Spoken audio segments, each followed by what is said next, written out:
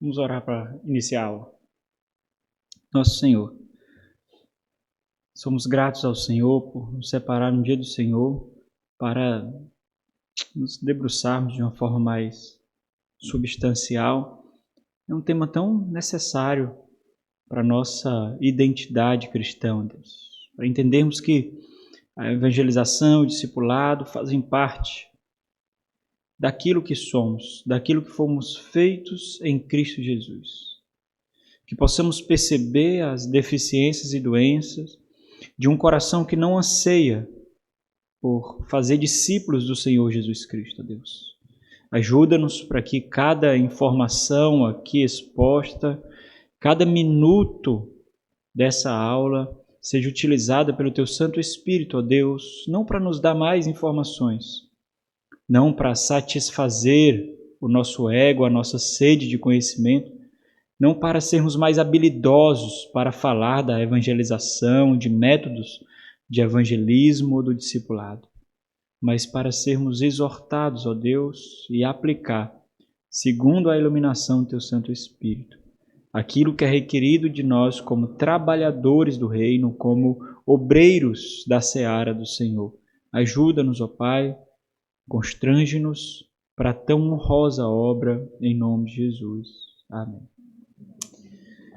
Nós estamos na quinta aula, de um total de 5 convicções, mas hoje nós ainda veremos a terceira convicção, lembrando os irmãos que o fato de nós chamarmos não tópico, mas convicção é porque nós estamos percebendo a necessidade de moldar a nossa consciência, moldar a nossa mentalidade. Então, existe uma cultura que precisa ser fomentada no nosso meio, existe uma cultura que precisa ser vista no nosso meio e isso não está acontecendo como deveria, e essa é uma doença que tem atingido muitas igrejas por causa da época que nós vivemos, que faz criar estruturas cômodas, de conforto, e resultam numa necessidade de consumir o evangelho, consumir teologia, consumir doutrina, sem que isso seja aplicado na nossa vida, e por causa disso, nós não nos vemos como responsáveis pelo avanço do reino. Nós acabamos colocando isso na conta da soberania de Deus e nos esquecemos de que durante toda a história da salvação, Deus utilizou homens. Desde o início, começou com Adão, até chegar a esse que vos fala, esse pastor. O Senhor sempre levantou homens para fazer a sua vontade. Por isso, a falta de anseio para o avanço do reino, para fazer discípulos, para a propagação do evangelho, é uma deficiência da fé, e não somente uma indisposição pessoal, e não somente uma inibição, e não somente timidez. Todas essas características do pecado que nós vamos ver hoje, a timidez, eu estou fazendo referência, e especialmente na próxima aula, na aula 4, com as nossas inibições como desculpas.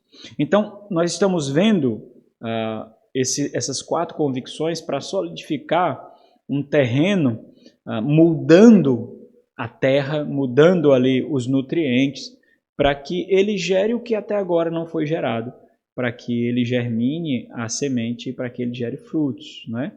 Por que então é necessário um diagnóstico para depois um tratamento? Por que então o nosso terreno é infértil? O que acontece dele ser tão infértil, não é? E eu me refiro aqui individualmente, para cada pessoa tem que fazer. Quantos discípulos você fez? Se você fosse contar, tenho tantos anos de crente, quantos discípulos eu conduzi? Quantas pessoas se converteram com a pregação por meio dos dons que Deus me deu? Quantas, né? Então, esse é um questionamento exortativo para nós fazermos a nós mesmos, né? Os anos passam e nós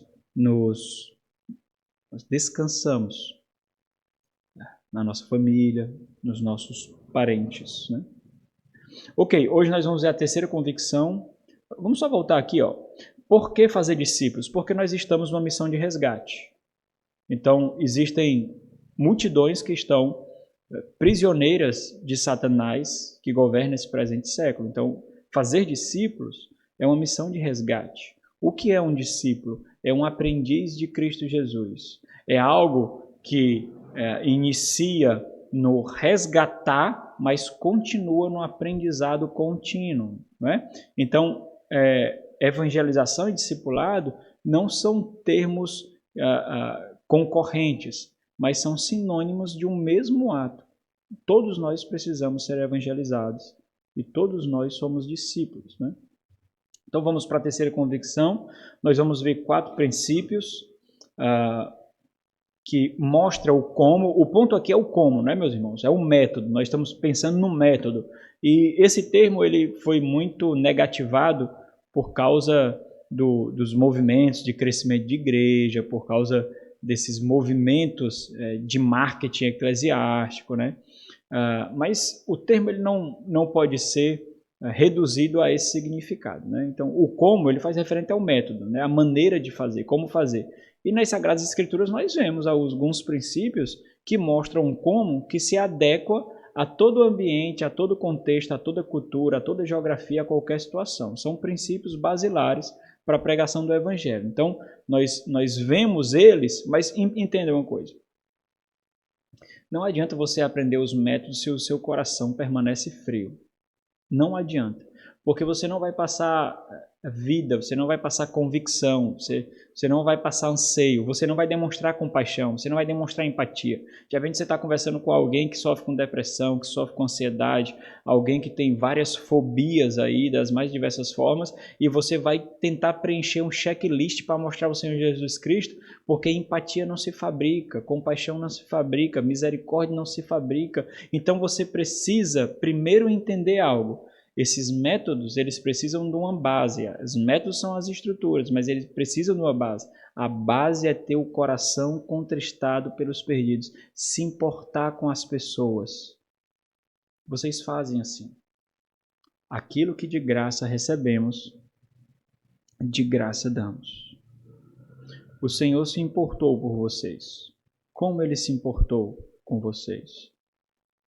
Se preocupando com métodos frios e estéreis? Não. Como ele se importou com vocês? Se preocupando em passar conhecimento sem vida? Não.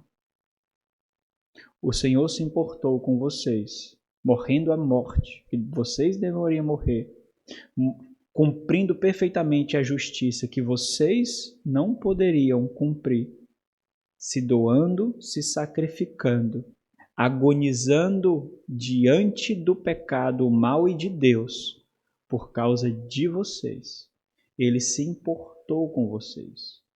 Ele demonstrou afeição, amor. Ele gastou a sua vida com vocês. E ele criou toda uma estrutura para que vocês não fossem ovelhas desgarradas. Ele criou comunidades que se chamariam igrejas. Ele levantou estruturas de liderança que chamariam de pastores, presbíteros. Ele criou uma estrutura para forjar a unidade que se chamou de diáconos. E isso vem avançando. O que vocês recebem não param em vocês. Isso se chama egoísmo. Vocês continuam passando adiante a mesma bondade que receberam. Então, não é perder tempo ouvindo baboseiras de quem só murmura, de quem só reclama, porque vocês se depararão com esse.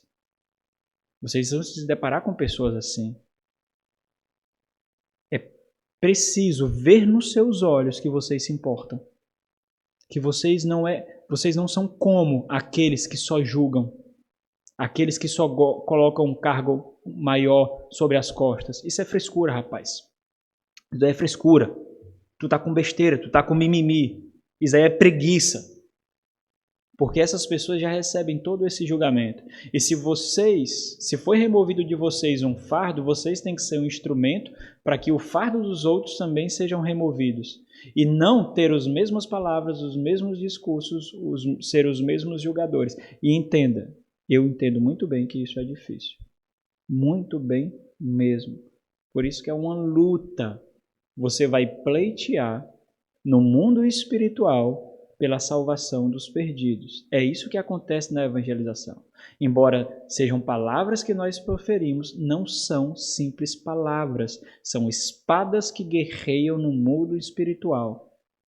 Então nós precisamos entender muito bem o que acontece. Bom? Então vamos lá, ver alguns 4 princípios fundamentais em relação ao como, o método. Então nós vamos ver, eu não coloquei aqui os 4, mas nós vamos ver esses princípios de como, né? São a proclamação da palavra de Deus, a oração dependente do Espírito de Deus, compreender que as pessoas são cooperadoras de Deus e a perseverança necessária, passo a passo, em progresso. Então, primeiro, proclamação da palavra de Deus. Esse é o meio básico e central para fazer nascer aprendizes de Cristo, falar a palavra de Deus. Então, olha como aqui já... esse é o meio básico. Os irmãos acham, vamos lá, uma reflexão aqui para colocar as nossas defesas como frágeis. Vamos lá. Os irmãos acham que é possível proclamar a mensagem do Evangelho sem falar? E os tímidos? Não, porque eu sou tímido. E aí, como é que fica? A timidez serve de desculpa? Não, por quê? Porque é necessário. Se não fosse necessário, a timidez serviria de desculpa. Mas é fundamental. O fundamental faz referência ao quê? Ao fundamento. À necessidade. Entende? Então, a timidez não é uma desculpa. Por quê? Porque é basilar falar. O Senhor falou conosco, o Senhor se revelou a nós e nós somos os propagadores dessa revelação. Na próxima aula nós vamos ver com mais eficácia que a timidez é um aspecto pecaminoso do ego.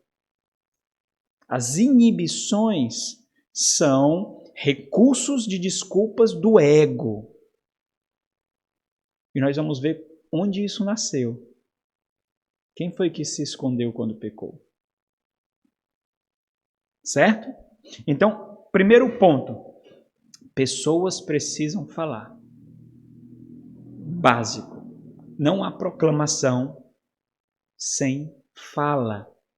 Nós precisamos falar. E existem todos os aspectos dessa fala. Proclamação, evangelização, cada um mostrando um aspecto diferente do evangelho, né? Instruir, exortar, repreender, encorajar, demonstrar, lembrar, aconselhar e assim por diante. Então, nós vamos resumir esse primeiro princípio em 5 pontos. Primeiro ponto, Cristo é o centro. Não prometa aquilo que você não pode dar. Ou a pessoa se satisfaz em Cristo, ou ela não foi evangelizada, ou ela não recebeu a mensagem de salvação. E ela não nascerá de novo. Não prometa outra coisa. Então, isso deve ser bem claro. Que o quê? Que você não deve ser sisudo, não deve ser muito sintético na sua proclamação. O que você tem que fazer é desenvolver o seu discurso, desenvolver os recursos intelectuais que Deus lhe deu capacidade para isso, para que você influencie a tal ponto de mostrar que a única saída dessa pessoa é Cristo. Não é dizer, olha, eu preguei a Cristo, ele não quis, acabou. Não é assim. Não é dessa forma. O Senhor lhe deu habilidades. O Senhor lhe deu poder de persuasão e de influência. Você tem, se você não desenvolve isso por causa das suas estruturas pecaminosas, timidez e tal, você tem que dirimir isso, você tem que derribar isso, porque é necessário. Agora você não pode ser tão eloquente ao ponto de exaltar a si e não mostrar a Cristo. Você tem que ter muito cuidado. Teve um retiro que a gente foi, um acampamento aí, e uma pessoa foi cantar nele. Quando a pessoa começou a cantar, eu prestei mais atenção na letra de forma alguma. Porque a pessoa cantava tão bem, cheio de firulas, de uma forma tão linda, que toda a mensagem da canção ficou escondida. Toda a mensagem da canção ficou escondida. Ele foi o foco. Ele foi o espetáculo. A letra se esvaiu. Então, isso é importante por quê? Porque quando você perceber que você está sendo admirado, você está perdendo a missão. Você não pode ser admirado. Essa admiração tem que ser depois da conversão, debaixo de piedade, reconhecendo você como instrumento de graça.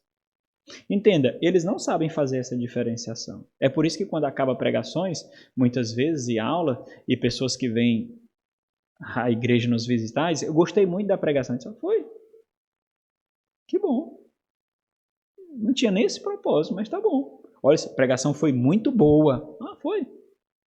Dá certo. Né? Então, por quê? Porque existe essa necessidade de louvar, de exaltar, de dar uma resposta positiva para aquele. Né? Então, nós precisamos entender que nós não podemos colocar entulhos nos meios e não perder o foco. O foco não é a sua família vai melhorar. Entenda, meus irmãos, a família da pessoa vai melhorar. Certo?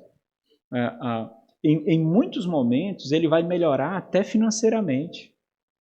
Porque ele vai entender o que é mordomia. Tudo isso vai acontecer, mas ele não sabe digerir isso. Ele não sabe processar isso. Você oferece Cristo somente. Aí você precisa ter um enredo da Escritura muito claro na tua mente. Precisa ter um entendimento muito claro do porquê Cristo veio. Não pode ser jargões, sabe? As pessoas estão cansadas de jargões. Jesus Cristo tem o melhor para ti. Jesus Cristo tem uma obra para realizar em tua vida. Jesus Cristo quer a tua felicidade. Arrependa-se, seja salvo. O Senhor está voltando. Meus irmãos, nós estamos no tempo da informação. Essas frases de efeitos, elas serão sucumbidas diante da carga de informação mundana que tem.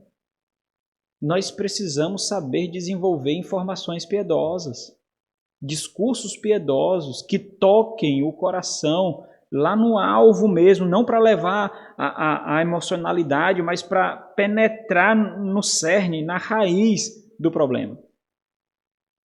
E nós precisaremos então dedicar tempo, porque esse trabalho algumas vezes vai ser assim, ó. Como? Ele se comportou assim. O que eu tenho que dizer? Como eu falo para ele não entender errado? Como? Muitas vezes vai ser assim. Muitas vezes. Vai ser uma luta interior para depois você travar exteriormente. Muitas vezes. Deus cumpriu seu plano eterno para a sua criação enviando seu Filho. Então você tem que mostrar para a pessoa que existe um plano. Hoje nós vamos ver isso hoje à noite, se Deus permitir. Né? A antiga e a nova aliança. Existe um grande enredo, existe uma grande estrutura, existe uma cabeça, um cérebro, uma mente que conduz a história, que escreveu a história. Essa vida que você vive não é sua. Você não vem do nada, você não vem do acaso. Existe um propósito que vai além da vida e morte. Que mesquinho seria a vida se nós simplesmente nascêssemos, crescêssemos, reproduzíssemos e morrêssemos. Acabou. Entenda como isso é ilógico. Você acha que é lógico? Não é ilógico. Não existe finalidade para o mundo, então. Não existe finalidade para você. Qual é o objetivo? O seu objetivo, o seu propósito não transcende você, não passa para os outros. É o seu nome que você quer que se propague, mas para quê? Se você morrerá e você nem saberá o que acontecerá com o seu nome. Existe um grande plano. Nascido da linhagem de Davi, aí você fala sobre as alianças, né, se for o caso, para morrer pelos pecados e ressuscitar como o Salvador, Senhor e Cristo de todo o mundo, para que pessoas que vivem nas trevas em todas as nações possam agora ouvir seu chamado ao arrependimento e à fé. Para que elas sejam perdoadas, reconciliadas e justificadas. Você vai ter que saber o que é perdão, perdão de quê? Você vai ter que saber dizer o que é reconciliação, reconciliação com quê e de quê. Você vai entender, tem que saber dizer o que é ser justificado. É uma imputação graciosa. é um derramar gracioso da justiça que não é nossa. Aí você entende por que o fardo foi removido. Como o fardo é removido? É porque você tem paz com o Pai, mesmo que você faça coisas más. O fardo é removido. Não é exigido perfeição. É imputada a perfeição dele. E vivam, então, em uma vida que crescentemente busca, e o progresso aqui, obedecer a todos os seus mandamentos, que se chama santificação, é a justificação em progresso, em movimento, enquanto aguardam a firme esperança, porque ele ressuscitou, de entrar em seu reino eterno. Ok. Segundo como, né? Segundo ponto do como proclamamos a palavra de Deus. Ela é centrada em Cristo. Existe apenas uma única palavra para todos. Né? E aí você tem que entender que, embora exista essa única palavra para todos, você tem que usar a sua sensibilidade para escolher palavras, para escolher tons e escolher o momento de como fazer, como falar. Agora você não pode negociar, né, a palavra a fim de suavizar para alguns e para outros não. Esse não é o tópico que o autor aborda, embora eu tenha trazido esse tópico. O tópico que aborda é o seguinte: não existe palavras de uma forma para quem são discípulos e uma palavra de outra forma para aqueles que não conhecem a Cristo. O evangelho é o mesmo. Todos nós precisamos do evangelho. Eu já falei aqui algumas vezes, mas faz muito tempo que eu não digo. Quando nós pecamos por desprezar questões básicas da fé. Ninguém pecou, ninguém se desviou da fé, ninguém apostatou por pensar, por processar na sua mente uma crise de que se Deus elegeu antes da queda ou depois da queda. Ninguém peca por causa disso. Quando foi que Deus... Qual é a ordem dos decretos? Quando Deus elegeu para a salvação? Foi depois da queda ou foi antes da queda? Quando isso aconteceu? Ninguém peca por causa disso. A gente peca por desprezar questões basilares do Evangelho. Então entenda, todos precisam do Evangelho. E se alguém achar que não precisa, ele vai cair. Aquele que julga está de pé, cuide-se para que não caia. Ele vai cair. Ou já está em queda. Né? É uma pré-queda ali existente.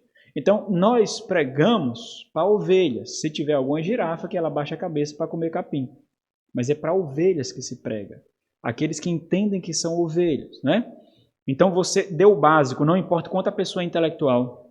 Não importa quanto a pessoa é culta. Não importa o nível social. Não importa o nível acadêmico. Básico. O evangelho da salvação. O que é que salva? É o evangelho? É o evangelho.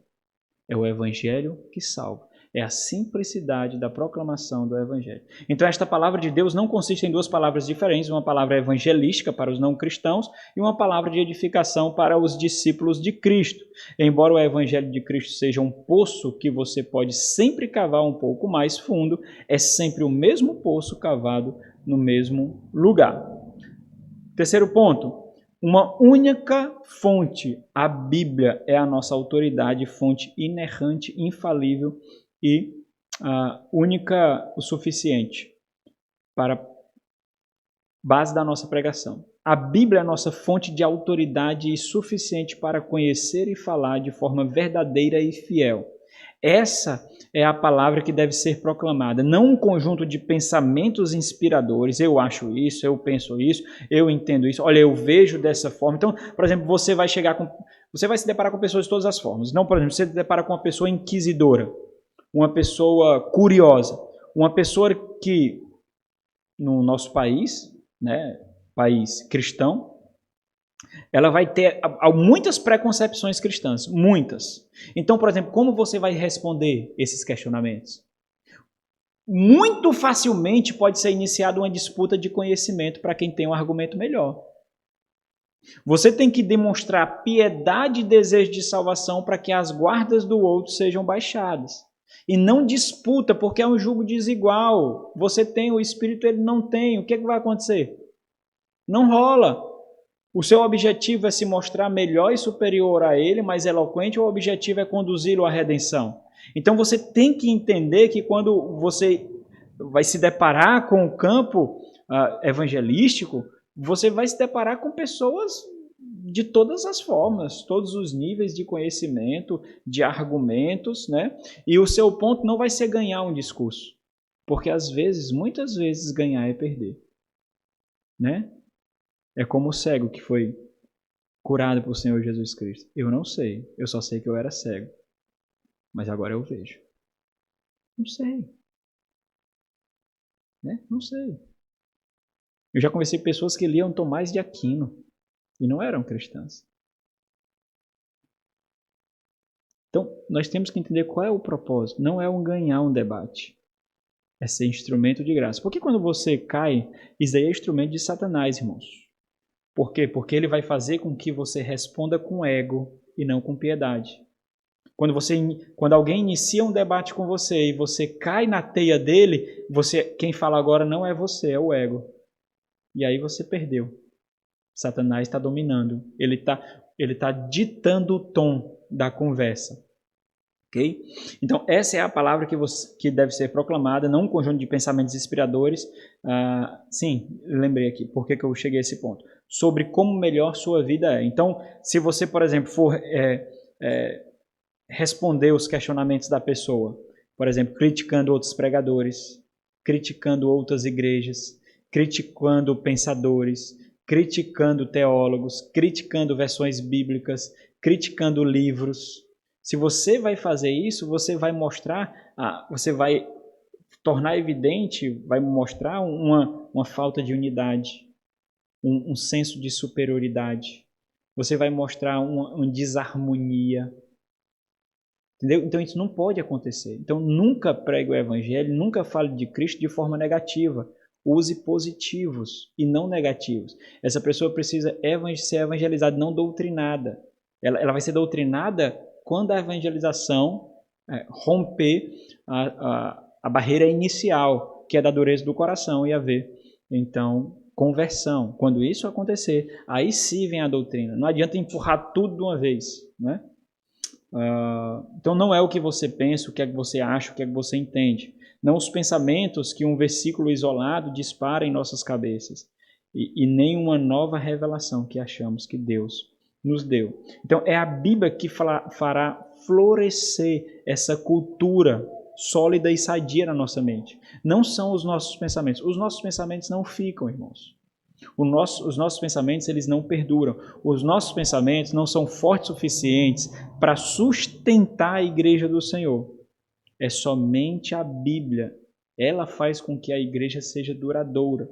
Por isso ela deve ser usada no maior número de situações possíveis, seja falada, lida, estudada, pregada, explicada, ensinada, discutida, memorizada, orada ou meditada de alguma forma, mas é a Bíblia que é o centro. Então, em todos os momentos, a Bíblia está presente. Quarto ponto, a Bíblia fala em e de inúmeras maneiras. Olha, isso aqui é muito interessante. Por quê? Vamos ver. A voz da Bíblia não deve ficar restrita a um lugar, a um evento. A Bíblia só fala quando há uma reunião ordinária da igreja. Olha, vamos lá para a igreja para ouvir a pregação? Olha, você já está apontando uma barreira latente, uma barreira evidente. As pessoas já têm uma barreira com a igreja. É um compromisso no qual eles não estão preparados para assumir. É uma exposição que eles não estão preparados para assumir. E aí você tem que buscar estratégia. Faça um estudo na sua casa. Faça um momento de oração na sua casa.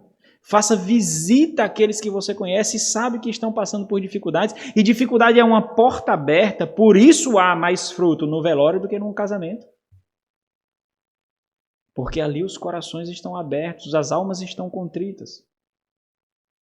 Então, crie oportunidades, crie meios. Não terceirize aquilo que é sua responsabilidade. É sua responsabilidade. Entenda, o Senhor levantou líderes para edificar a igreja, conduzir a igreja. Eles não devem entender que 90% do seu trabalho é um trabalho evangelístico. A igreja não cresce porque o líder não evangeliza, os perdidos não estão sendo salvos porque não evangelizam. Nós estamos pagando, mas não está evangelizando. Então, eu conheço igrejas que foram receber novos pastores, igrejas completamente desestruturadas, sem doutrina, sem unidade, sem solidez teológica, e as coisas que perguntaram foi, é porque o antigo pastor que está aqui, ele saia para evangelizar todo dia. Você sai para evangelizar todo dia? Esse não é o momento. E é assim, quer dizer que vocês estão para remover a culpa de vocês estão me pagando para que isso aconteça? É? Então nós precisamos entender. Os pastores presbíteros munem vocês para que vocês façam o que vocês têm que fazer. Embora nós também saibamos que precisamos fazer isso. Mas são dois pesos gigantescos para ficar em 100% em cada um. Porque Deus colocou isso para o corpo. Embora nós entendamos, presbíteros, que somos também evangelistas. Fazem o trabalho do evangelista, diz Paulo a Timóteo. Entende? Mas não é um peso colocado sobre a carne.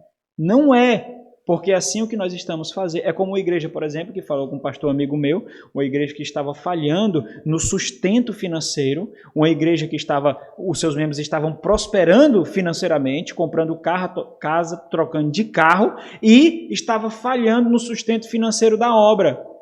E a solução que esses membros deram foi para o pastor trocar o carro e comprar um mais barato, talvez um assaveiro para fazer frete nas horas vagas. Solução maravilhosa. Porque isso faria com que a culpa não ficasse latejando nos corações dele.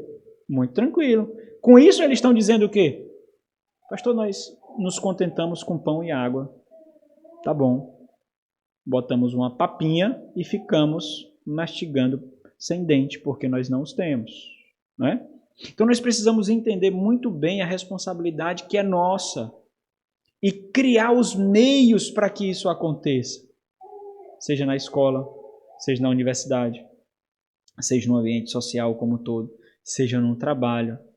Eu me lembro que quando eu estava trabalhando no último emprego fora da igreja que tive, né, numa distribuidora, eu comecei a fazer no horário do almoço, um tempo de reflexão e oração. E é interessante que apareciam pessoas com, muitas vezes, isso vai acontecer, motivações erradíssimas, mas estão lá e ouvirão do mesmo jeito. E quem opera não somos nós, é o Espírito. E nós refletimos, a gente tinha um ambiente para isso, e nós refletíamos sobre isso. O ambiente não era próprio para isso, né? Mas tinha uma sala lá vaga, tinha um ar-condicionado, então nós fazíamos isso. E refletíamos lá, né? Então, um tempo muito bom. Tiveram momentos que foram muito tocantes, assim. Outros foram comuns. E nesses momentos comuns é que a palavra se propaga. Mas tem outros que o Senhor nos visita de uma forma diferente. Que nós sentimos a presença dele de uma forma diferente. Não é? Não existem esses momentos? Então tem esses momentos. Então crie. Comece a ler sozinho. Em público, para que todos vejam. Não precisa ler alto. Leia. As pessoas podem se achegar. Olha, tem uma palavra para mim de conforto. Já falaram isso para você? Já falaram para mim. Olha, me dá uma palavra aí. 1 João, capítulo 2. Aí viu lá. Aconteceu aqui na Papel e Cia. Quando eu fui com a Amanda comprar alguma coisa, estava com a Bíblia em mãos. Aí um pedinte, para ler uma palavra, leio. 1 João, capítulo 2. Leio e preguei um pouquinho para ele, né? Você conhece Jesus? Conheço. Olha, conhece mesmo. Vou ver se você conhece. Vamos ver aqui o que João diz. Né? Então, o Senhor, quando você demonstra disposição, o Senhor cria as oportunidades. Mas se não há disposição, como o Senhor levará os seus? Não levar. Por quê? Porque eles não vão encontrar alimento. É a disposição do seu coração que vai oferecer a bandeja com alimento. Se não há disposição, não há alimento, irmãos. Porque, embora vocês tenham alimento, vocês não dão. É necessário isso, então. Então, crie, pode ser falado por meio das mídias, né? Então, cuidado com as mídias. Cuidado. Às vezes a gente usa as mídias assim para demonstrar tanto uma felicidade fabricada, fictícia, falsa. Eu conheço pessoas que o casamento é uma porcaria, mas que na rede social parece Adão e Eva antes da queda. Cuidado das irmãs. Depois que vocês forem recebidas como instrumento de prazer sexual, não reclame, porque se é assim que vocês fazem. Cuidado. Usem as mídias para mostrar a vida com Cristo, para mostrar a esperança em Cristo, para mostrar a salvação como instrumento de edificação. Usem para isso. Ensinem os seus filhos para mostrar isso. Caso contrário, irmãos, nós não estamos usando os recursos que o Senhor nos deu. Então isso pode acontecer nas praças, nas salas, nos carros, nas igrejas, seja numa carona, seja em qualquer lugar, não é?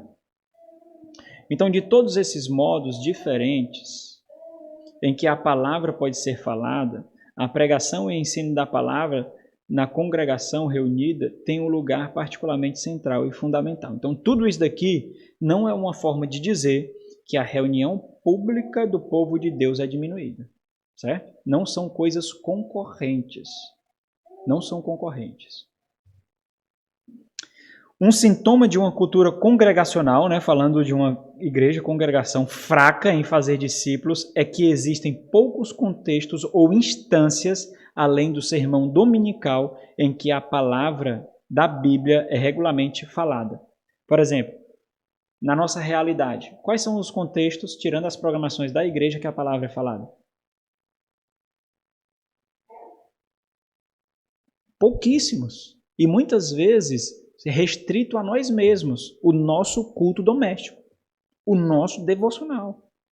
Convide outros, faça 3 cultos domésticos durante a semana, 2 cultos domésticos que não deve fazer. Se você faz todo dia, então faça, mas entenda, separe algum para chamar perdidos, para evangelizar. Separe 1, separe 2, crie esses momentos, crie essas oportunidades.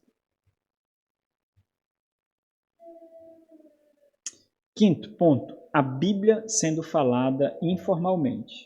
Então, por exemplo, se você sabe que existe uma grande barreira para jargões, a Bíblia diz, olha, é assim que diz o Senhor, olha, a palavra fala assim. Se você sabe que isso se tornou uma barreira, mude o dialeto, embora você não mude a fonte. Então, nem todas as ocasiões em que a palavra é falada exigem que a Bíblia especificamente esteja aberta. Então, você pode muito bem falar da Bíblia, princípios da Bíblia, da palavra de Deus, sem dizer capítulo ou versículo. Você pode muito bem. Agora você precisa estar encharcado disso e entender que é ela que fala. Quando nos sentamos na cama de nosso filho e o encorajamos a confiar em Jesus em meio às suas ansiedades e medos, que você deve considerar, por mais que você pode achar fútil, estamos engajados em uma forma de ensino ou proclamação. Nós poderíamos tê-lo ensinado abrindo Filipenses 4, 6 e 7, ou 1 de Pedro 5, 6 e 7, ou Salmo 27. Em algum momento ou local, isso é importante fazer. Mas você pode ensiná-lo mostrando princípios e parafraseando aquilo que a própria palavra diz. E ele vai assumir um vocabulário bíblico e vai entender que a Bíblia está por todos os lados. Uma coisa apenas é necessária para a vida cristã: a justiça e a liberdade. Essa coisa é a Santíssima Palavra de Deus. Consideremos, portanto, certo e firmemente estabelecido que a alma pode ser privada de tudo, disse Lutero, exceto da Palavra de Deus. E que onde a Palavra de Deus está ausente, não há nenhum socorro para a alma. As pessoas não precisam ter o ego afagado, ter os seus sentimentos e emoções nutridas. O mundo já faz isso. As pessoas só precisam da palavra. Você pode achar por alguns momentos que aquela pessoa está achando enfadonha, está achando chato. Entenda, ela não tem o Espírito. Você está preparando o solo. Você já quer que germine? Já quer que cresça? Você está preparando o solo. E às vezes o solo é árido, é duro, às vezes parece infértil, aí você tem que rogar ao Senhor para que desça chuva dos céus. Tem uns peixinhos que quando chove, eles aparecem do nada na terra. Vocês já viram? O pessoal chama peixe da chuva, né? Então, a terra seca que racha. Aqui tem. A terra seca que racha. Quando começa a chover, aparece um bocado de ave. Você vai ver, está cheio de peixe. Quando passa um tempo, tem pessoas pescando. Olha, vamos rogar ao Senhor para que isso aconteça nas almas. Nos perdidos, vamos rogar ao Senhor. Então não queira que as pessoas lhe recebam como você idealiza com os puritanos, com os grandes evangelistas de herança puritana, como os grandes pregadores do evangelho, como John Wesley, George Whitefield, como Spurgeon, como os grandes pregadores, como Bunyan. Não.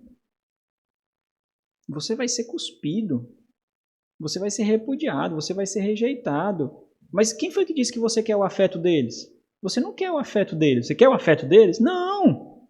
Você não quer o afeto deles.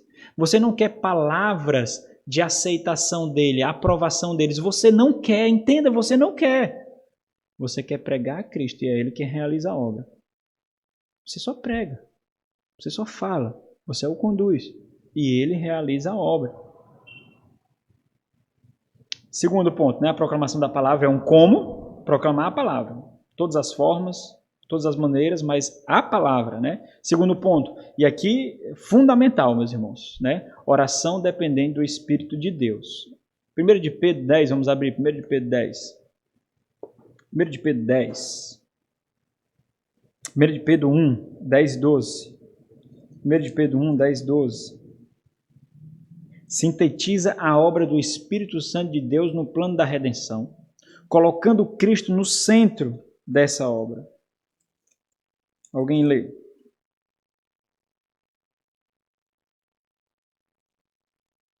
Foi a respeito dessa salvação que os profetas indagaram e inquiriram, quais profetizaram acerca da graça a vós outros destinados.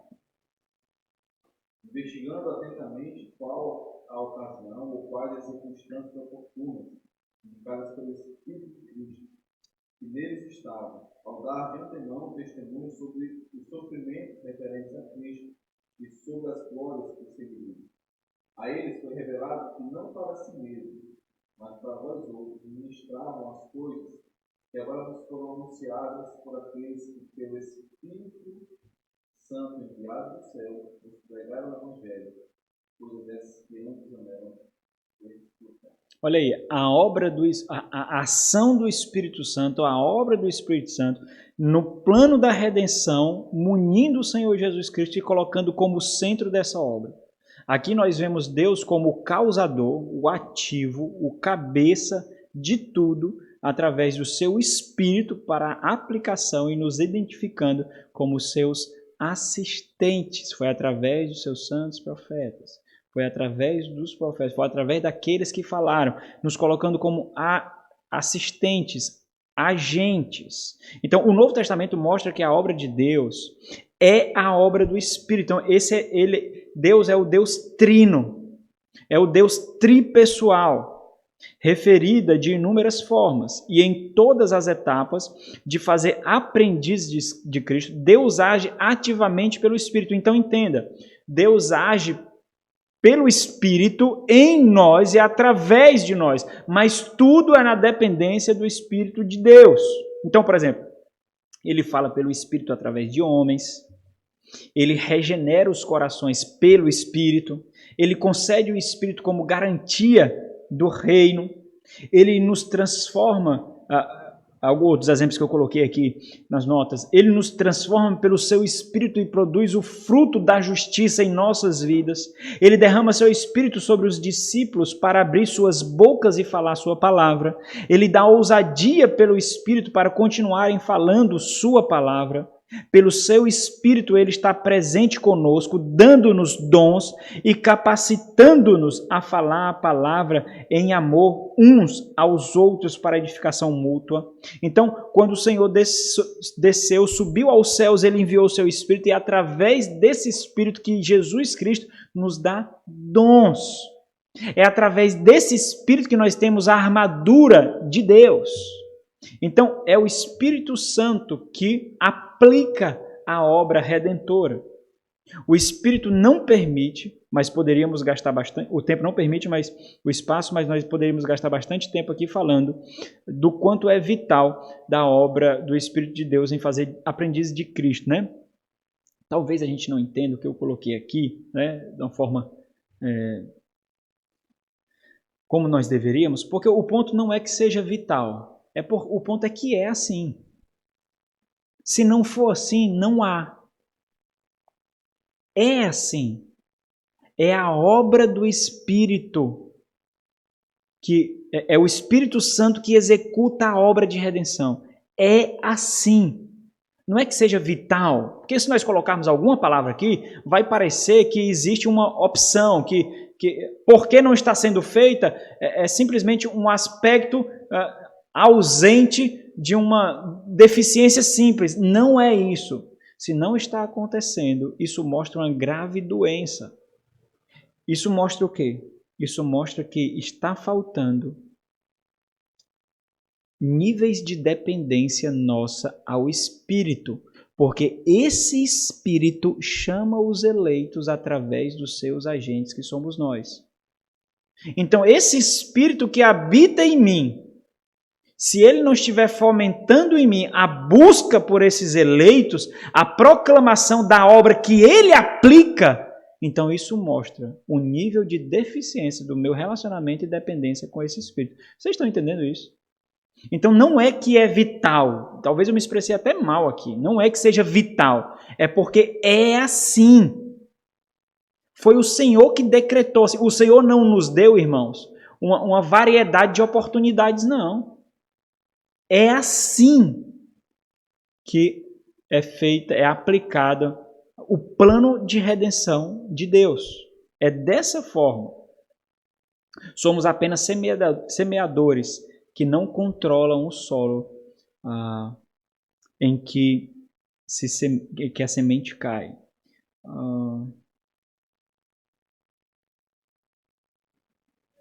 Então, isso aponta para o indicador-chave, diz os autores, dessa convicção dentro das nossas próprias vidas e igreja. Nosso nível de confiança neste princípio será demonstrado por nossa constante dependência em oração, a fim de que Deus dê o crescimento. 1 Coríntios 3, 6. A ausência de oração, então depender do Espírito não é falar, depender do Espírito não é pregar, depender do Espírito não é tomar para si essa premissa, eu dependo.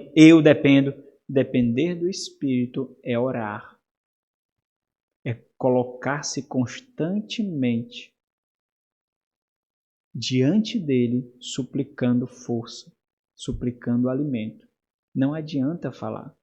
Não adianta defender. Eu dependo. Olha, eu sou uma pessoa de oração, eu oro muito. Olha, hoje eu orei. Olha, ontem nós oramos demais. Não adianta isso. É orar, a fim de que Deus dê o crescimento. A ausência de oração, como a ausência da palavra, é um sintoma clássico de uma cultura de discipulado adoecida. Terceiro ponto. Primeiro ponto, proclamação da palavra. Segundo ponto, dependência do Espírito em oração. Terceiro ponto, entender. Nós somos agentes, irmãos. Nós somos agentes determinados por Deus. Nós somos... Olha que coisa maravilhosa. Então, eu acho que tem alguns calvinistas que têm até medo de dizer isso, né? Com medo de cair no sinergismo aí, né? Não, a obra é monergística. Somente o Senhor realiza em todas as instâncias. Então, tem muitos calvinistas extremados aí que têm medo de dizer isso. Mas entenda, esse é o ponto. O Senhor nos colocou como cooperadores, como lavradores, como assistentes, como propagadores, por meio dos quais a palavra vai realizar a sua obra pelo poder do Espírito Santo. Os anjos anelam para escrutar os mistérios e a obra. Os anjos não descerão e proclamarão. Somos nós os proclamadores. Olha que coisa fantástica, irmãos. Que privilégio impossível de ser atingido. O Senhor nos colocou como seus agentes, garantindo que a sua obra predestinada, iria ser executada e nos colocou como instrumentos dessa execução, sendo nós falhos e deficientes, mas Ele garantiu que a obra será executada. Ou você acha que se você não proclamar, algum eleito não será chamado? Não. Mas Ele nos colocou. E quando isso é posto, a Bíblia está nos mostrando a responsabilidade da qual nós não devemos fugir, ao mesmo tempo que exalta o privilégio da obra de redenção. Então, olha aqui, nenhum nível acadêmico chega a isso. Olha o que você ensina ao seu filho. Nenhum nível profissional, nenhum concurso público, nenhum nível social, nada chega a isso, nada chega a isso. Nesse sentido, ser pescadores de homens, é algo ainda mais elevado como presidente da maior potência do mundo. Você tem que entender isso. Sua casa tem que entender isso. E ele chamou quem para fazer isso? Doentes. Pessoas inadequadas para fazer isso. Embora seja óbvio, é importante lembrar que o povo de Deus, a igreja, é a agência pela qual a palavra é proclamada sob a dependência do Espírito em oração. A importância desse ponto nos fará visitá-lo novamente na convicção 5. Então vamos resumir aqui o que ele quer dizer. Fazer discípulos é obra de Deus. Nós somos os agentes para fazer essa obra. Deus age ativa e soberanamente ao nos usar, de tal forma que Ele não esteja ausente nesse momento, por estarmos agindo, embora nós sejamos ativos e desejosos nas ações. Deus age e nós agimos porque Deus agiu antes. Vamos ver esse texto, acho fenomenal, 1 Coríntios capítulo 3. Esse entendimento, ele mata o orgulho, porque não é por nossa eloquência. Imagine que essas palavras aqui, quando Paulo escreve as duas cartas às igrejas de Corinto, né? Ele escreveu 4 cartas, nós temos acesso a 2 pelo Espírito Santo. Então, quando Paulo escreve, em muitos momentos, Paulo tem que reafirmar o seu apostolado. Paulo tem que afirmar a sua dignidade em o trabalhador receber o fruto do seu trabalho. Como vocês acham que essas palavras que Paulo recebeu por carta, por isso que ele escreveu essa, como vocês acham que esse discurso estava sendo proclamado? Qual era a finalidade? Qual era o objetivo? Se não ostentação espiritual e tentar machucar Paulo. Tentar machucar o ego de Paulo. Os que eram de Paulo, tentar levar Paulo ao orgulho, mostrando mais uma vez a falta de harmonia e a falta de unidade nessa igreja, que não entendia que os líderes dele era Cristo. Não importa se era Apolo, Pedro, Paulo, era Cristo. Era o Senhor, o cabeça de tudo, que faz tudo. Então, esse entendimento, ele mata o orgulho, ele nos coloca aos pés da cruz, porque não é por eloquência. Os dons nem são nossos. Nós somos mordomos dos dons que recebemos de Jesus Cristo pelo Espírito Santo. Somos apenas escravos que plantam, regam e oram. Lê o versículo 5 a 8. Quem é Paulo, certo por meio de quem crê, e isso conforme o Senhor concedeu a cada um. Então olha aqui, ele diz, quem é Apolo? Olha, transcende só um pouquinho o pensamento. Apolo, a obra é dele. Quem é Apolo diante dele? Quem é Apolo diante de tão tremenda obra? Quem é? Continua, irmão. Eu plantei, Apolo regou, mas o crescimento veio de Deus. De modo que nem o que planta é alguma coisa, nem o que rega, mas Deus que dá o crescimento. Ora, quem planta, que rega, são um, e cada um receberá o seu galardão, segundo o seu próprio trabalho. Entenda aqui, ó.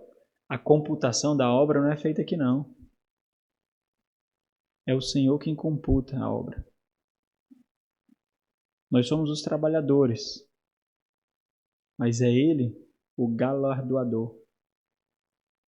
Então, essa exaltação aí é um galardão antecipado que mostra o ego. O galardão vem lá, porque é Ele que computa a obra. Mas então o ponto aqui é fazer com que esses perdidos cheguem ao Senhor. Não importa quem faz. Embora nós sejamos cooperadores. Por outro lado, nós precisamos estar convictos de que somos os únicos meios estabelecidos soberanamente para essa obra. Ou versículo 9. Porque de Deus somos cooperadores. Lavoura de Deus, edifício de Deus, perdão. Então, meus irmãos, ó, o calvinismo entendeu muito bem o propósito que eles receberam do Senhor. As maiores agências missionárias já foram calvinistas. As agências missionárias nasceram com calvinistas. Foram os calvinistas que evangelizaram o Brasil. Os primeiros cristãos a chegarem no Brasil foram calvinistas da Holanda, em Pernambuco. Os calvinistas entenderam a harmonia diante de uma aparente contradição. Deus faz a obra. Deus é soberano em fazer tudo, embora nós sejamos os auxiliadores. Os cooperadores. Está aqui, ó. Cooperadores do Senhor. Vamos ler até o versículo 17? Segundo a graça de Deus, que me foi dada. Por que nós somos cooperadores? Segundo a graça de Deus. Deus que me foi dada. Lancei o fundamento como prudente e prudor. E hoje edifica sobre ele. Ok. A graça que foi dada, né? Mas quem foi que lançou o fundamento? Não precisa ficar com medo, não. Vocês ainda são crentes. Foi Paulo. Foram as mãos de quem? Foi a boca de quem? Foi a língua de quem? Foi Paulo, irmãos.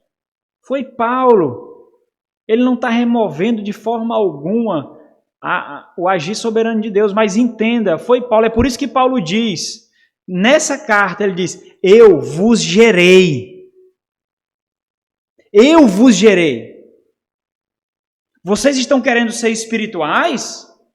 Eu sou do Senhor. Vocês estão querendo ser espirituais e não estão me honrando, me dando o que é digno. Eu vos gerei. Paulo está falando das dores de parto que sentiu para plantar aquela igreja. E o ponto de Paulo aqui é a desonra que está sendo recebida por parte daquela igreja. E a falta de visão que estão colocando, querendo honrar a Deus sem honrar os veículos, sem honrar os instrumentos. Entenda, homens são cooperadores. E foi assim que Deus estabeleceu. Pode continuar. Porém, cada um veja como edifica. Porque ninguém pode lançar outro fundamento além do que foi posto, o qual é Jesus Cristo. Contudo, o que alguém edifica sobre o fundamento é ouro, prata, pedras preciosas, madeira, feno, palha. Aqui por isso que a fonte é o quê? É a Bíblia. Então, o fato de sermos cooperadores não quer dizer que nós fazemos do jeito que a gente bem entende, como a gente quer, certo? Nós entendemos que nós somos assistentes de alguém e não autônomos. Nós fazemos a obra de outro. Todos os homens. Pode continuar. Manifesta se tornará a obra de cada um. Pois o dia a demonstrará, porque está sendo revelado pelo povo. E qual seja a obra de cada um, o próprio povo provará. Se permanecer a obra de alguém que sofre o fundamento do povo, esse receberá galardão. Se a obra de alguém se queimar, sofrerá dano, ele ganha. Mas esse mesmo será salvo, todavia, com que através do povo. Não sabeis que sou santuário de Deus, e que o Espírito de Deus habita em vós? Se alguém destruir o santuário de Deus, Deus o destruirá. Porque o santuário de Deus, que sois vós, é sagrado. Ninguém se engane a si mesmo. Se alguém dentre vós se tem forçado nesse século, faça-se o Espírito Até o 17, né? Você quer até o 19 também. Então aqui, ó, ao mesmo tempo que não é uma tarefa opcional, exige fidelidade, diligência e habilidade. Por quê? Porque quando a gente pensa que é assim, o que é obrigatório não exige o coração. A gente simplesmente faz, é mecânico. Eu tenho que fazer. Não é que eu tenho que sentir para fazer. Eu tenho que fazer. Então entenda, não é opcional, é obrigatório, mas exige o coração na obra. Exige fidelidade, diligência e habilidade. Deus usa seu povo pactuado, sua congregação, seus santos. No Antigo Testamento, Deus usou Israel para ser a expressão do seu reino. As pessoas viam Deus vendo Israel. Eles falharam, os profetas apontaram para o reino, para todas as nações, que não falharia. No Novo Testamento, isso acontece na Nova Aliança. Todo o povo de Deus é capacitado por seu Espírito para falar sua palavra. Então, meus irmãos, nós usamos muitas e muitas e muitas desculpas. Eu não sei, eu não me sinto capacitado, eu não me sinto competente, Se você foi salvo pelo Evangelho, você está apto para pregar o Evangelho. Porque se você foi salvo pelo Evangelho, você entende o Evangelho que o salvou.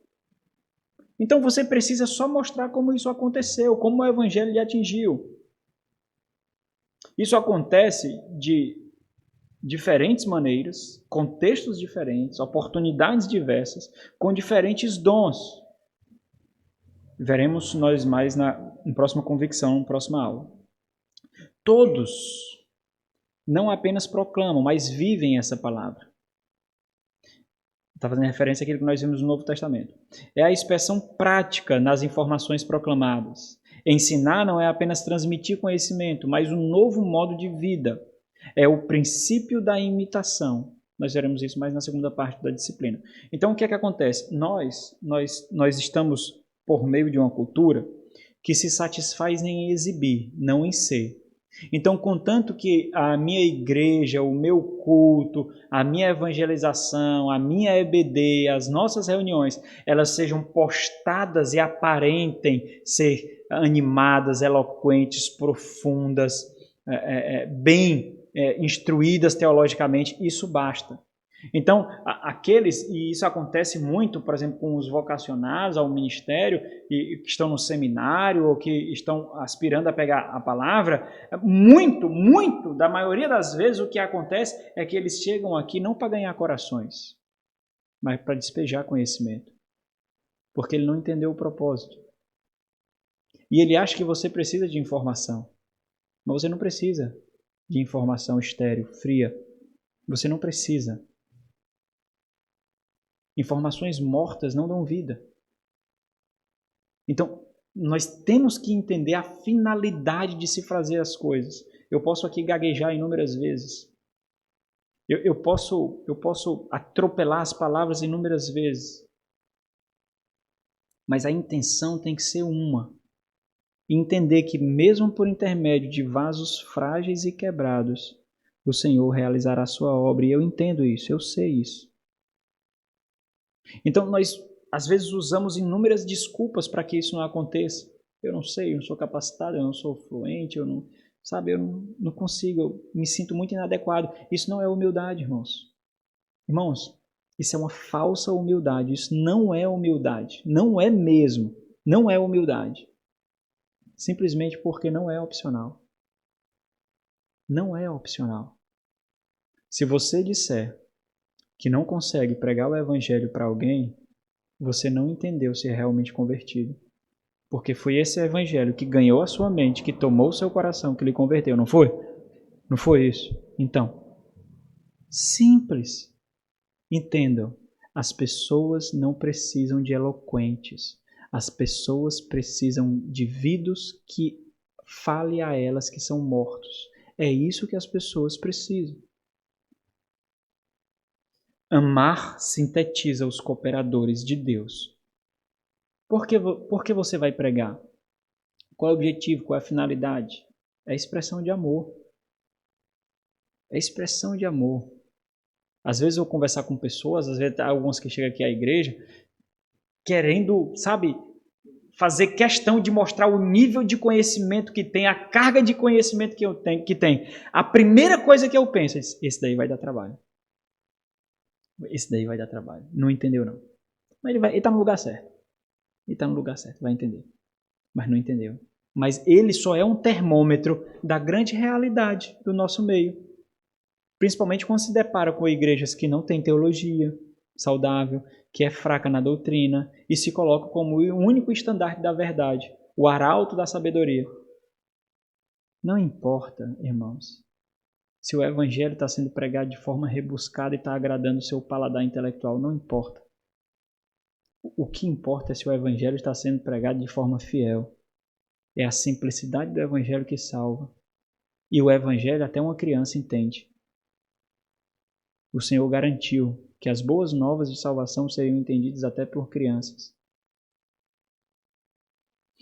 Um amor que transcende a nós mesmos, um amor que é demonstrado é demonstrado, é exibido e é experimentado através do sacrifício. Então, o último. Estamos chegando ao fim já.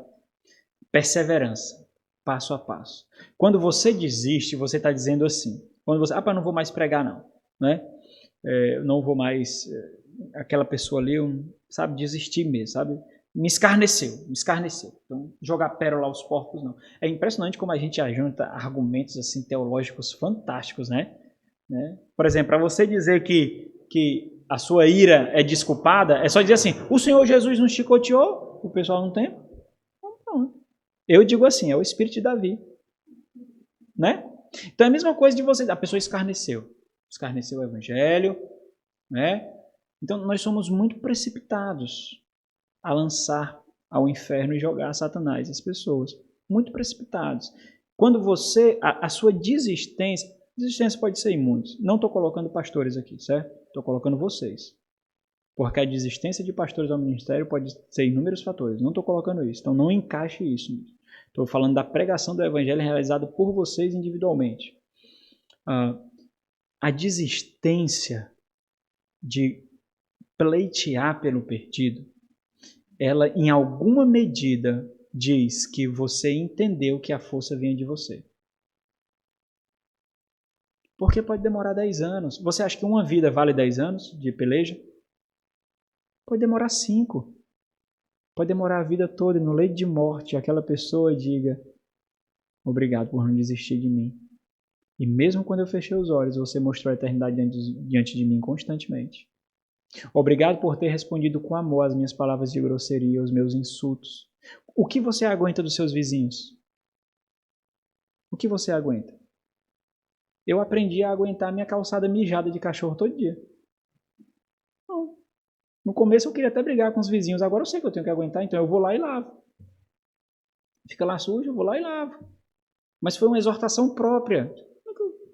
Como é que eu vou ter portas abertas se eu estou fechando aqui? Como? Então, o que você tem suportado para demonstrar que o seu amor é sacrificial? Que você é a expressão mais visível de um amor incondicional. Porque se você demonstra o mesmo amor condicionalizado que o mundo demonstra, que amor é esse? Você não é mais desse mundo, é assim que esse mundo demonstra. Cadê o que você aguenta dos seus vizinhos, dos seus colegas de trabalho, a ponto de dizer assim: aquela pessoa é diferente. Olha, o fulano é... Pai, todo mundo aqui se comporta desse jeito comigo, mas o fulano é diferente. Eu vou saber. Rapaz, me diz uma coisa. Por quê? Isso acontece, irmãos. Então, como você demonstra isso? Oi.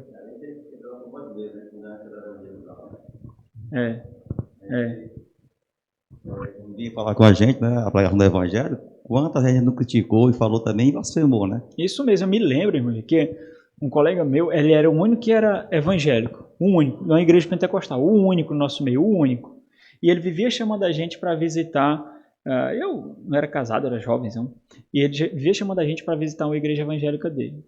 E aí a gente, nas costas dele, né, a gente esquematizou que a gente ia à igreja, mas só para tirar onda. E ele todo... Eu nunca vi aquele cara irado. Nunca. Nunca mesmo, sabe? Uma pessoa muito amável mesmo. E ele nunca, em qualquer momento ele fazia questão. Eu me lembro que a gente jogava bola e de repente a gente jogava bola e neva flor da pele, às vezes começavam umas brigas lá, mas ele sempre apaziguando. E aí a gente foi a essa igreja, né? Eu escarneci demais, irmãos. Zombei demais. Eu comecei a fingir que estava falando em língua, que tinha uma revelação, que tinha um Espírito Santo.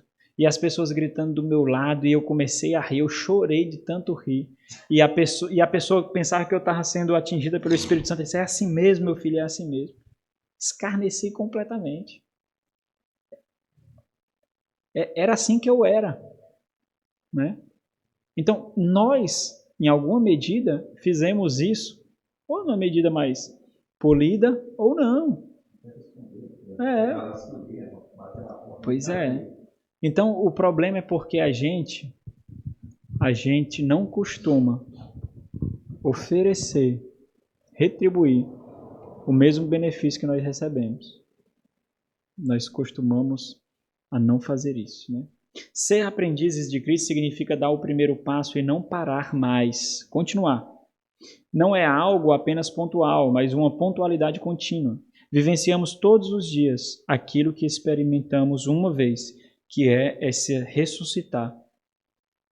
Todo dia nós experimentamos essa ressurreição, esse arrependimento. A salvação que Deus realizou em Cristo é completada de uma única vez. Fomos removidos da escuridão e colocados na luz de uma vez por todas. Já ressuscitamos em Cristo e a vida eterna está garantida para nós. Não precisamos fazer nada para isso. Deus fez tudo em Cristo. No entanto, algo impactante dessa obra soberana é experimentada continuamente ao sair da escuridão e a busca pela luz. O despir e o vestir, a mortificação e a vivificação. Isso nós experimentamos todos os dias, constantemente. A nova vida em Cristo é uma vida com expectativa de sofrimento e perseverança. Observe como nós somos enganados pelo mundo. Nós não entendemos mesmo mais que a vida cristã é uma vida de renúncias e de sofrimento. Porque quando a renúncia e o sofrimento vêm, nós não temos paz. Se nós entendêssemos realmente, quando a renúncia e o sofrimento viessem, nós permaneceríamos em paz. Mas nós somos conformados a esse presente século paulatinamente, de forma que nós não percebemos. Mas quando é exigido paz de nós então deveríamos perceber, mas também isso não acontece, que nós entendemos que renúncia e sofrimento, perseverança não fazem parte do nosso entendimento de fé. E o Senhor garantiu que isso acontecia, não é garantiu, irmãos? Existe alguma mensagem triunfalista no Evangelho? Não existe. E por que nós somos enganados? Porque nós queremos ser enganados. Nós queremos ser como a Alice. Nós vivemos no país que nós criamos. Aprendizes de Cristo são feitos com paciência e perseverança ao longo do tempo, passo a passo. E está aqui a nossa imagem mudando. Eu não sei se os irmãos lembram da primeira e segunda, mas aqui nós vemos que os aprendizes de Cristo, eles são feitos removendo em diferentes aspectos, em diferentes esferas, vivendo nos diferentes contextos, lutando diferentes lutas. Então você vai pegar pessoas que têm conflitos emocionais, pessoas que têm conflitos familiares, pessoas que têm dificuldades no trabalho, pessoas que têm problemas com autoestima, pessoas que têm depressão, pessoas que têm ansiedade. Então essas diferentes pessoas estão aí no domínio das trevas e elas serão usando você como instrumento para serem colocados no reino do Filho do seu amor, no reino de Jesus Cristo, e são feitas aprendizes de Cristo continuamente nessa peregrinação, vivendo essa vida contínua, pessoal e corporativa. Para finalizar, a vida é um contínuo discipulado intencional. Então, deixa eu ler algumas citações aqui. Nem todos seremos pregadores públicos, e é importante entender, porque pensamos que para proclamar nós precisamos ser pregadores públicos. Pensamos que precisamos ser presbíteros, nós pensamos que temos que ser missionários extraculturais, né, supraculturais. Nem todos seremos pregadores públicos nos púlpitos, nem evangelistas nas praças, mas todos nós podemos ser tutores privados para a multidão de indivíduos, cristãos ou não, cristãos, que conhecemos e com quem convivemos todos os dias, em nossa família, em nosso local de trabalho, em nossa vizinhança, em pequenos grupos de discípulos cristãos e assim por diante. Esse é o objetivo do ministério cristão, conduzir passo a passo pessoas a Cristo. Quando assimilamos dessa forma, nós diluímos as intimidações, que nós veremos mais na próxima aula, nós diminuímos as intimidações de pregadores formais e públicos. Eu tenho que pregar no púlpito ali. Eu tenho que liderar um grupo pequeno. E erramos. E oramos por aqueles que conhecemos e precisam ser conduzidos a Cristo. Seja para mais amadurecimento, se for cristão, seja para a salvação, se não for cristão. Dessa forma, um processo é iniciado. E tudo acontece aqui, irmãos. Na mente, coração. Pode ser lento, mas também é gradual. Você vê um crescimento. Através da palavra, oração, dependência e perseverança, vivemos como cooperadores do reino do Senhor. Então, na próxima aula, se o Senhor permitir, nós veremos a quarta convicção. Quem faz discípulos? E, obviamente, embora os irmãos já saibam a resposta, nós vamos analisar algumas características, especialmente as primeiras barreiras que são colocadas como desculpas, que são plausíveis, assépticas, limpinhas, que nós comumente usamos somente para esconder o egoísmo do nosso coração e a apatia e a falta de dependência do Espírito Santo. Né? Então vamos ficar de pé e vamos orar. Os irmãos têm alguma pergunta, alguma consideração? Vamos orar. Nosso Senhor, agradecemos a Ti, ó Pai, pela palavra do Senhor que nos exorta constantemente. Agradecemos por esse tempo que o Senhor nos deu de descanso e nutrição no dia do Senhor. Por toda a estrutura que o Senhor nos agracia. Embora o calor escaldante esteja lá fora, aqui nós estamos num ambiente tão agradável, Deus. Que nós possamos entender como somos agraciados pelo Senhor por tão maravilhosa bondade, como somos beneficiados pelo Senhor, meu Deus. Que nós possamos entender o propósito de tudo que nós vimos hoje, um grande banquete colocado diante de nós pelo Teu Espírito Santo, meu Deus. Logo mais, pela Tua graça e para a Tua exaltação, nós seremos reunidos pelo poder do Teu Santo Espírito. Que estejamos com o coração preparado, com espíritos contritos, ó Deus. Traz os nossos irmãos que não puderam vir hoje, os que estão enfermos, os que estão trabalhando, e que juntos nós possamos celebrar, ó Deus, aquela grande festa que um dia teremos com o nosso Salvador Jesus Cristo. Te agradecemos por tudo que tivemos e suplicamos que solidifique e aplique no nosso coração. Em nome de Jesus. Amém. Deus abençoe, irmãos.